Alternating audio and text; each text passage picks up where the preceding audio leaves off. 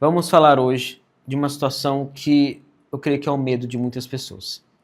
Imagina que você recebe lá no seu pronto-socorro uma paciente que vem com histórico de intoxicação pelo paracetamol. Você sabe o que fazer nessa situação? Qual droga dá para essa medicação e como fazer ela? Hoje eu vou ensinar vocês a cuidarem bem desse paciente. Vamos lá? Sejam bem-vindos a mais um vídeo aqui do nosso canal do PS Zerado. Eu sou o professor Rafael e hoje eu vou falar com vocês sobre a N-acetilcisteína, muito conhecido como Fluimucil. Eu tenho certeza que vocês passam essa medicação para o paciente pediátrico ali que está com o nariz escorrendo, que está com uma síndrome gripal, paciente idoso que precisa expectorar. Você usa essa medicação como um fluidificante para o muco do paciente, um mucolítico. Mas essa medicação, ela salva a vida do paciente que está com uma intoxicação pelo paracetamol. Ela é muito usada ali em xaropes, muitos xaropes, de forma geral, como um mucolítico. É uma medicação que ela vai quebrar as pontes de sulfeto do muco e reduzir a consistência dele, para que ele seja menos pastoso, para que ele seja mais fluido e seja mais fácil do paciente expectorar. Mas eu vou falar de uma outra forma de usar ele hoje com vocês. Olha só. Uma apresentação da N-acetilcisteína, do Fluimucil, essa apresentação com ampola de 3 ml, que vem 300 mg, ou seja, 100 mg por ml. Não é a mais comum. Essa daqui é usada, como vocês conseguem ver aqui, até mesmo para nebulização. Mas ela pode ser feita também endovenosa, tá? E a gente vai focar muito nesse uso endovenoso dela hoje. Como que a acetilcisteína ela vai agir nesse contexto da intoxicação pelo paracetamol? Lembrem comigo, olha só, rápido pessoal. Quando o paracetamol ele entra no fígado, ele é metabolizado e se torna uma substância que a gente chama de NAPQI. Não precisa decorar, não precisa decorar. Isso aqui é só para eu mostrar para vocês, fazer um negocinho bonitinho aqui. E essa substância, ela é metabolizada pelo fígado, em muitas vias, e depois ela é eliminada, tá? Vai para fora, vai para o lixo, ela é eliminada. Para fazer todo esse processo, o nosso corpo, ele usa uma substância chamada de glutationa. Qual que é o problema de todo esse processo? O nosso corpo, ele tem um estoque de glutationa, ele não é ilimitado.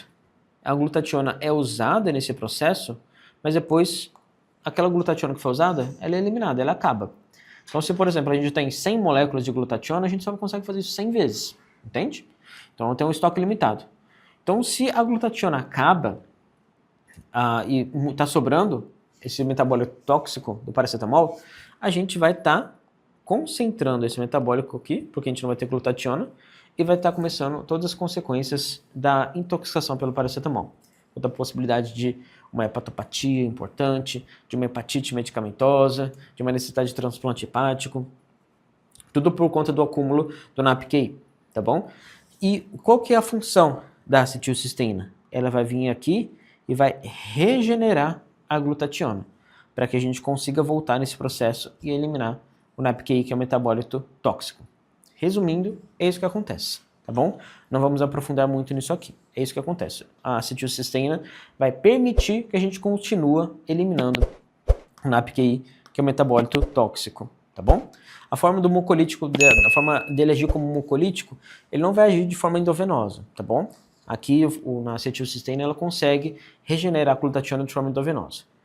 Então, aquela questão do mucolítico, ele não faz de forma endovenosa. O início de ação dele, ele de forma rápida, ele começa a agir bem rápido. E ele tem uma meia-vida relativamente longa, de mais ou menos 6 horas, tá bom? Então isso aqui ajuda a gente a tratar bem ali o paciente que está com uma intoxicação pelo paracetamol. Como que é o metabolismo dele? O metabolismo que ele é essencialmente hepático, e nesse contexto é excelente, porque a gente precisa que ele vá para o fígado, e que ele esteja ali no fígado, regenerando a glutationa, e a eliminação dele é renal. Mas aí você pensa, nossa, o paciente ali está com uma situação de intoxicação, vou ter que ficar ajustando dose? Não vai precisar. No contexto da intoxicação, você não precisa fazer ajuste renal da acetilcisteína para o paciente que está com uma intoxicação pelo paracetamol, tá bom? Não vai ter necessidade. Como que a gente vai usar, então? Aqui fica um pouquinho complicado, eu preciso da atenção de vocês. Vamos focar nessa questão do paracetamol, pessoal. Olha só. A gente tem 3 etapas no tratamento da intoxicação pelo paracetamol e todas as etapas juntas vai durar mais ou menos 21 horas. A primeira etapa, que ela tem duração de 1 hora, ela vai ser a etapa da dose de ataque. A dose de ataque, dose mais intensa, dose maior do fluimucil da acetilcisteína. A gente vai fazer 150 mg por quilo, então, na primeira hora.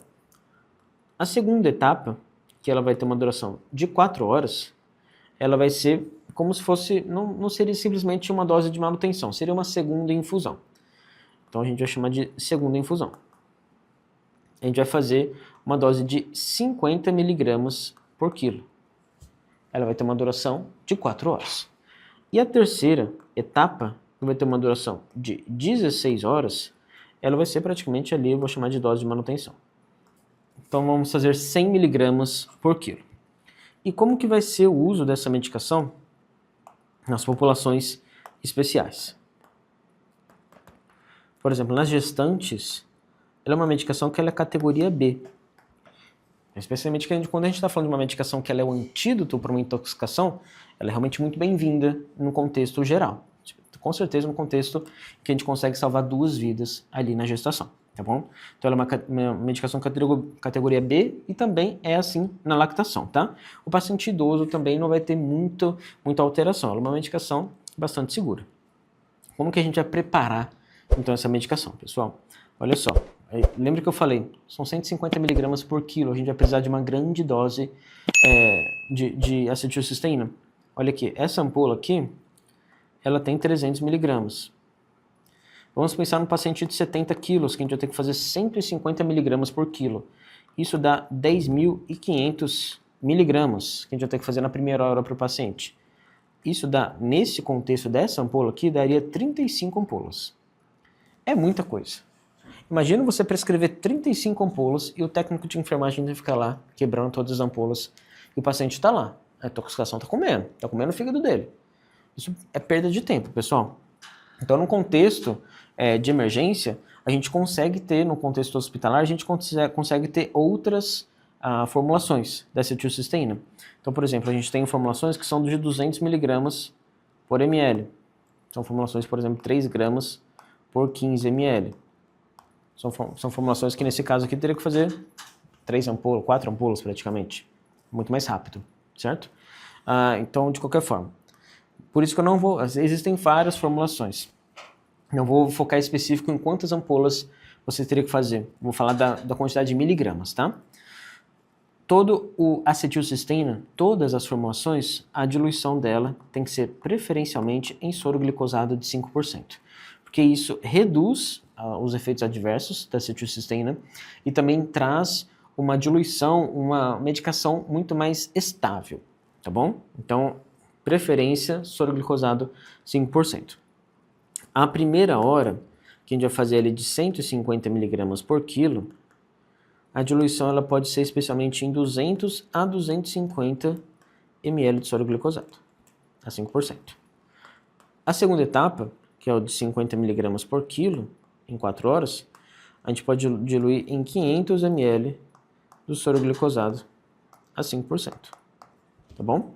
E a terceira etapa, de 100 mg por quilo, a gente pode diluir em 1000 ml do soro glicosado a 5%, certo? Isso aqui é a forma mais tranquila, mais fácil de diluir, tá bom? Quando a gente fala de reações adversas, a principal reação adversa é o efeito anafilaxoide. Isso aqui é anafilaxia? Não. É parecido com a anafilaxia, mas não é uma reação alérgica per si. Ela não é uma reação mediada por IgE. Ela é uma reação mediada por histamina. Então o paciente ele vai ter prurido, vão ter reações em pele, o paciente pode ter fluxo facial, o paciente pode ter urticária, pode ter rash cutâneo, mas você consegue tratar isso aqui com antihistamínico endovenoso, como uma difenidramina, por exemplo. Então, se o paciente começa a ter uma reação anafilaxoide, você vai precisar parar a acetilcisteína, o paracetamol vai destruir o fígado dele? Não. Você pode interromper temporariamente, fazer o antihistamínico e retornar com o acetilcisteína ali de uma forma mais lenta, correndo mais lento. Mas a acetilcisteína, pessoal, vai salvar a vida desse paciente. Então vocês façam de tudo para conseguir continuar fazendo acetilcisteína nesse paciente, tá bom? Não deixa de fazer porque realmente o paciente precisa e só tem esse antídoto. E como que a gente vai prescrever então o nosso paciente? Vamos pensar aqui na intoxicação pelo paracetamol no paciente de 70 quilos, tá? Pensando então na nossa ampola de 3 gramas por 15 ml, vamos fazer a conta aqui junto. Quantas ampolas a gente teria que fazer? 10.500 dividido por 3.000, daria 3 ampolas e meio, 3,5 ampolas. Na nossa segunda etapa, de 50 miligramas por quilo. Vamos fazer, então, 3.500 miligramas. Nesse caso, de 3.500 miligramas, a gente vai ter que fazer um pouquinho mais de uma ampola, 17 ampolas. A gente vai arrumar tudo isso, tá? E na terceira etapa, que a gente vai ter que fazer 100 miligramas por quilo, a gente vai fazer, então, 7.000 miligramas. Vai dar ali um total de 2,33 ampolas, tá bom?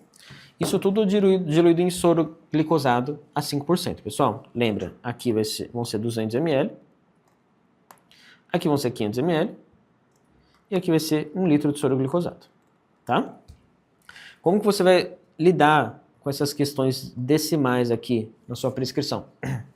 Você vai orientar a diluir uma ampola inteira, 3 ampolas, mais no caso, meia ampola aqui, fica tranquilo. Aqui você vai orientar diluir uma ampola em soro glicosado e você vai orientar pegar a outra ampola e você pode diluir ela em 100 ml, por exemplo, de soro glicosado e tirar 17 ml e colocar dentro do frasco. E aqui a mesma coisa, você pode diluir 100 ml de soro glicosado, uma ampola separada e tirar ali 33 ml, tá bom? Ficaria dessa forma, pessoal.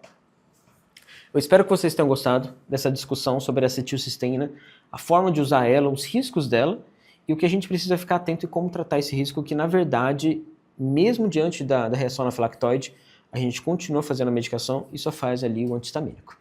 A gente se vê na próxima, deixa aqui seu comentário, se inscreve no nosso canal para a gente continuar aprendendo junto. Espero que vocês tenham gostado da nossa aula aqui no Spotify, se inscreve aqui no nosso canal, compartilha esse áudio, essa videoaula com seus amigos e a gente se vê na próxima, pessoal. Até mais.